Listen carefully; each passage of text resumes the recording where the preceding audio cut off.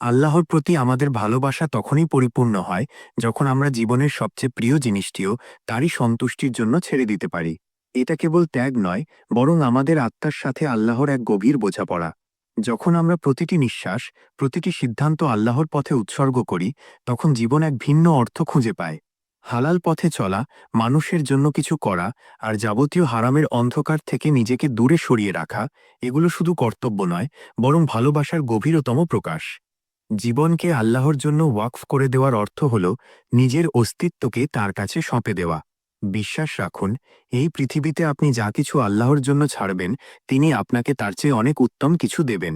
কারণ এই বিশ্বের কোনো কিছুই তার সমান নয়, আর কেউ তার বিকল্প হতে পারে না। আপনার রব এক ও অদ্বিতীয়, যার ভালোবাসা ছাড়া আর কোনো কিছুই আমাদের মনকে পূর্ণতা দিতে পারে না। তাই সেই ভালোবাসার টানে নিজের জীবনকে তারই কাছে সঁপে দিন।